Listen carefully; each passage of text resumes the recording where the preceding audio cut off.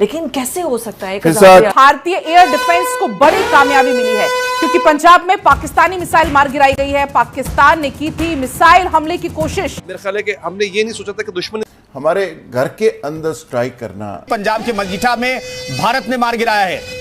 तो इस वक्त की बड़ी खबर ये देखिए, मिसाइल की तस्वीरें सामने आई है और इसे मार गिराया है भारत ने।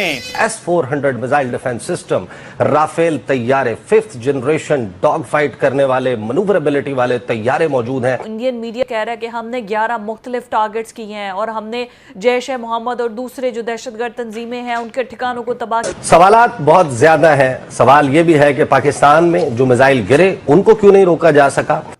तो हम आपके यहाँ पे टेररिस्ट को अटैक किए, हमने कोई पाकिस्तान के मिलिट्री को टारगेट नहीं किया, हमने किसी पाकिस्तान के सिविलियन को टारगेट नहीं किया। इंडिया पाकिस्तान से कई गुना बड़ा हरीफ है, 7 गुना बड़ा हरीफ, जो रकबे के लिहाज से पाकिस्तान से 4 गुना ज्यादा है, जो आबादी के लिहाज से पाकिस्तान से 6 गुना ज्यादा है, जिसके पास एक बड़ा जंगी लाओ लश्कर मौजूद है। लेकिन दुनिया over the period of time एक ऐसे कॉन्फ्लिक्ट में गई है जिस कॉन्फ्लिक्ट को हम कहते हैं कि ये नॉन स्टेट एक्टर्स वाली कॉन्फ्लिक्ट है। इसका major player non state actor है। बलूच लिबरेशन आर्मी ने पाक सेना की गाड़ी उड़ा दी है। बलूच लिबरेशन आर्मी का हमला यहां देखने को मिला जहां 12 पाक सैनिक मारे गए हैं। हमें मालूम है कि इस वक्त आज का दिन बड़ा अजीबोगरीब है। पाकिस्तान को मुकम्मल तौर पर यकजहती चाहिए। गुज़श्ता रोज जब गालिबन ऑपरेशन टेररिस्ट को अटैक किए, हमने कोई पाकिस्तान के मिलिट्री को टारगेट नहीं किया, हमने किसी पाकिस्तान के सिविलियन को टारगेट नहीं किया। Not a single civilian has been targeted. Masood Azhar designated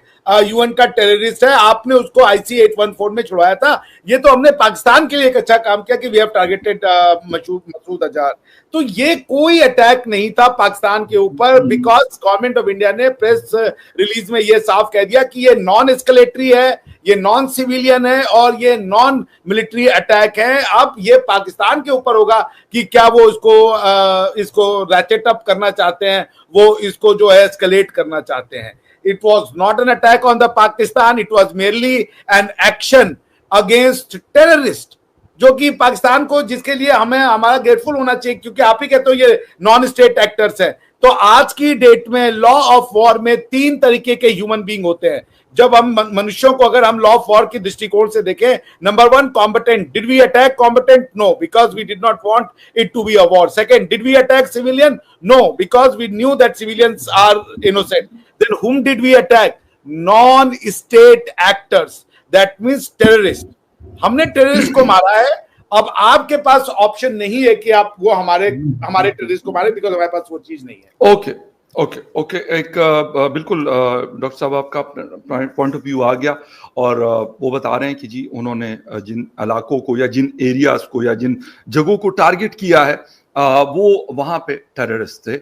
और आरजू मैं रोहित जी की तरफ भी जाऊंगा बिल्कुल, लेकिन जो डॉक्टर साहब कह रहे हैं कि जी वहां पे टेररिस्ट मतलब फिट्सती बाउलपुर है, मुरीद के है, सियालकोट है। सियालकोट के मतलब 2 जगह शकरगढ़ और एक और एरिया भी टारगेट हुआ है। इसके साथ 3 जो डिस्ट्रिक्ट्स हैं वो मुजफ्फराबाद, कोटली और बाग, वहां पे भी अटैक हुआ। और इसके साथ नीलम जेलम, यानी अगर हम देखें तो मतलब 8 या 9 ऐसी जगह बनती है जिसको टारगेट किया इंडिया ने। अब क्या नजर आ रहा है कि वाकई ये वाला क्लेम जो है हिंदुस्तान कह रहा है कि जी यहाँ पे सारी मतलब या 9 या 10 जितने भी जगह उन्होंने टारगेट किया या हमला किया वो दहशतगर्द। देखें, अब जाहिर है कि पहले तो मैं डॉक्टर साहब को बता दूं कि वो कमेंट्स आ रहे थे तो मैं उन पे रिस्पॉन्ड कर रही थी जो आप कह रहे थे ना मैं क्या कर रही हूँ, तो वो क्योंकि वो कमेंट्स सामने दिखाई जा रहे थे तो वो था। अच्छा, देखें, बिल्कुल भारत ने ऐसा कहा है कि जहां जहां पर टेररिस्ट थे और उनके हिसाब से तो उन्होंने वहां पे अटैक किया है। अब मसूद अजहर के एक स्टेटमेंट आ रहा है, पता नहीं कहाँ तक सही है, कि वो कह रहा है कि जी उसकी फैमिली जो है वो उसको मारा गया है या वो हिट हुई है, लेकिन वो स्टेटमेंट कहाँ तक ठीक है मैं कुछ कह नहीं सकती, लेकिन वो चल रहा है सोशल मीडिया पर भी और व्हाट्सएप ग्रुप्स में भी। लेकिन बात सारी ये है कि वो मसूद अजहर तो फिर भी बच गया। अगर वो ये स्टेटमेंट दे रहा है तो उसका मतलब है उसको कुछ नहीं हुआ। फिर जब पाकिस्तान कह रहा है कि हम पलटकर हम भी अटैक करेंगे, भारत ने जो है ना तो हमारी मिलिट्री पे अटैक किया ना हमारे सिविलियंस पे अटैक किया, उनके हिसाब से उन्होंने हमारे सिर्फ वो टेरर कैंप्स जो थे, जो कि मस्जिद और जो कह लीजिए जो मदरसे वगैरह थे, उनको अटैक किया। यहाँ से इन्होंने क्या सोचा है, ये कहाँ अटैक करेंगे? क्या भारत में इनको पता है कि कोई इस तरह के कोई टेरर कैंप्स चल रहे हैं? अगर इन्हें पता है तो इन्होंने पहले क्यों नहीं बोला, और कहाँ चल रहे हैं मैंने तो नहीं सुना। मिलिट्री पे अटैक कर नहीं सकते क्योंकि भारत ने भी मिलिट्री पे अटैक नहीं किया है। तो ये जो कह रहे हैं कि हम अटैक करेंगे, तो ये पहले तो ये एक्सप्लेन कर दें कि कहाँ हमारी जो आर्मी की तरफ से जो सुबह ब्रीफिंग हुई है, कर्नल सोफिया कुरैशी ने ब्रीफिंग की, एयरफोर्स की तरफ से विंग कमांडर व्योमिका सिंह थी।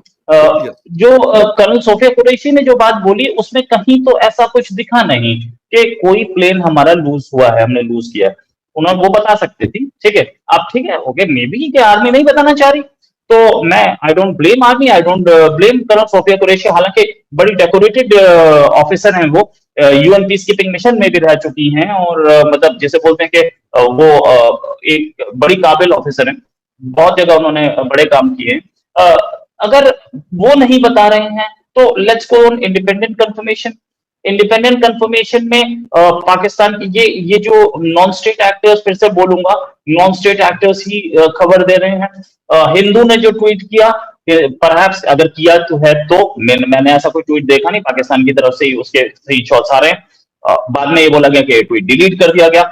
मेरे पास बहुत सारी ऐसी वीडियोस भी हैं, बहुत सारे, बाद में बोला गया वीडियो डिलीट कर दिया गया, लेकिन ऐसा कोई कंफर्मेशन मेरे हाथ में नहीं। ऐसी तो मेरे पास और वीडियोस भी हैं।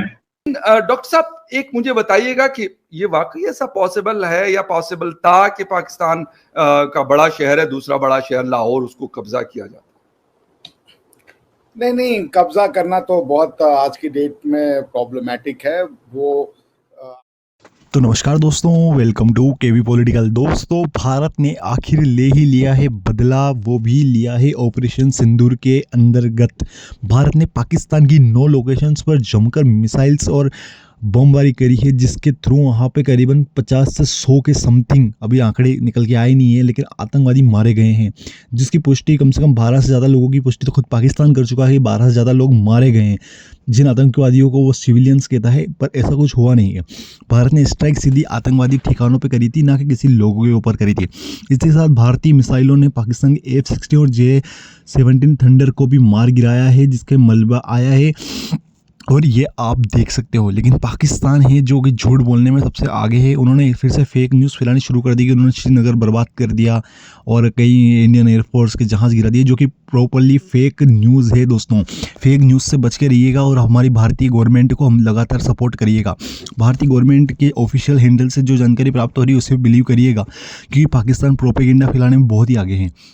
इसके थ्रू लिया गया बदला भारत की दक्षता को दिखाता है, क्योंकि भारत अब बदला लेने के लिए सक्षम है। अगर पाकिस्तानी आर्मी रिटेलिएट करती है तो उसका सबसे भारी नुकसान अगर किसी को होगा तो वो पाकिस्तान को ही होने वाला है। इसका रीज़न एकमात्र ये है कि युद्ध बड़े स्केल पे ले जाने का कार्य अगर पाकिस्तानी सेना करती है तो उसके लिए काफ़ी ज़्यादा घातक हो सकता है, क्योंकि ये बड़े युद्ध की ओर जा सकती है सिचुएशन। इसमें आप सभी लोग सुरक्षित रहें, इनका प्रयास करें और अपने आसपास के ठिकानों को व्यवस्थित करें। भारत और पाकिस्तान के बीच में एक तरीके की कॉन्फ्लिक्ट शुरू हो चुकी है, और पाकिस्तान के अंदर जो आतंकवादियों के ठिकाने थे उसको बर्बाद करने के लिए भारत ने लगातार कहा था। इसके साथ अपनी गवर्नमेंट का साथ दीजिएगा। जय हिंद।